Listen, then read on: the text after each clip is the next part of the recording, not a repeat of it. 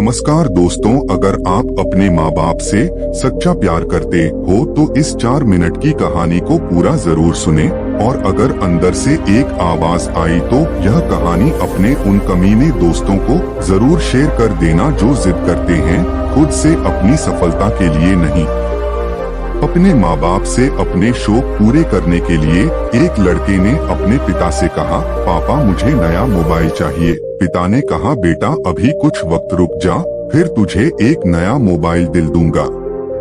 बेटे ने कहा, आपके पास मेरे लिए कभी पैसे नहीं होते हैं, मेरे सब दोस्त अच्छे रहते हैं, किसी के पास कोई कमी नहीं है, केवल मेरे पास ही हर चीज की कमी होती है।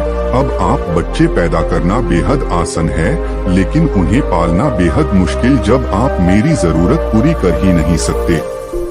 तो क्या मतलब इस घर में रुकने का? मैं घर छोड़कर जा रहा हूँ। बेटा रुक जा, मेरी बात तो सुन, हम तुझे दिल देंगे। माता और पिता ने बेटे को रोकने और समझने की काफी कोशिश की, लेकिन वो नहीं रुक। गुस्से में उसने बैग पैक किया और घर से निकाल पड़ा।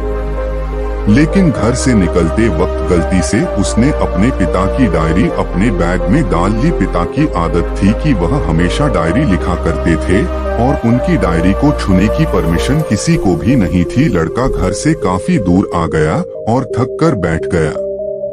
जब उसने वो डायरी देखा तो उसने सोचा, आखिर मिल ही गया खजाना। आज पता चल जाएगा कि मेरे पिताजी ने कहाँ दौलत छुपा रखी है और उन्हें किन किन लोगों से पैसे लेने हैं, और सरा का सरा लेखा झुका आज मुझे मिल जाए। बेटे को लगा इस डायरी में पिताजी की सारी लेन देन का हिसाब होगा। जैसे ही लड़के ने उस डायरी को पढ़ना शुरू किया, उसकी आंखों से आंसू बहाने लगे। डायरी की शुरुआती पन्नों में बेटे को जो बाइक दिलाई थी उसका हिसाब लिखा था, जिसकी EMI पिताजी अभी तक चुका रहे थे। दूसरे पन्नों में उसके कॉलेज की फीस और एडमिशन का कर्ज लिखा था कि इन लोगों को इतने पैसे वापस देने हैं। और सबसे आखिरी पन्ने पर लिखा था कि बेटे को अब मोबाइल दिलाना है, उसके लिए मुझे कौन कौन उधार दे सकता है। उन सभी लोगों के नाम लिखे हुए थे। बेटे ने जैसे ही सब पढ़ा वो पागलों की तरह रोने लगा और रोते रोते दौड़ता भगता घर आया। जैसे ही उसने घर आकर देखा तो उसके माता पिता एक कोने में बैठकर रो रहे थे। बेटा अपने पिता के पैरों में गिरकर रोने लगा कि पिताजी मुझे माफ कर दो। पिता ने कहा, बेटा तू मत रो, तुझे मोबाइल मिल जाएगा। बेटे ने कहा, पिताजी मुझे आपसे कुछ नहीं चाहिए, मुझे पता चल चुका है आप इस डायरी में हम लोगों से क्या छुपाते थे। मैं अब आपको कोई कम नहीं करने दूंगा, मैं मेहनत करके सब कुछ ठीक करूंगा। ये सुनकर पिताजी ने बेटे को गले से लगा लिया।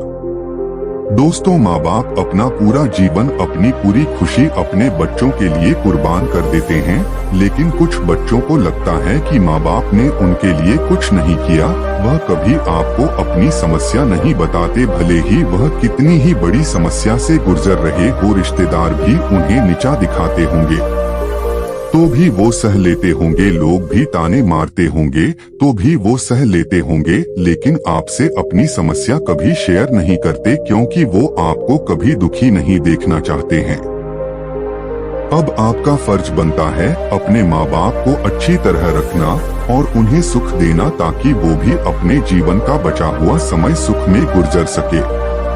यदि आप अभी भी नींद में सोए हो तो आप जग जाइए और अपने शौक पूरे करने पर नहीं, अपना करियर बनाने पर ध्यान दीजिए, क्योंकि अगर आप अपने माँ बाप के रहते कुछ नहीं कर पाए तो बाद में आप सोने का महल भी बना लोगे ना, उसमें भी आपको नींद नहीं आएगी।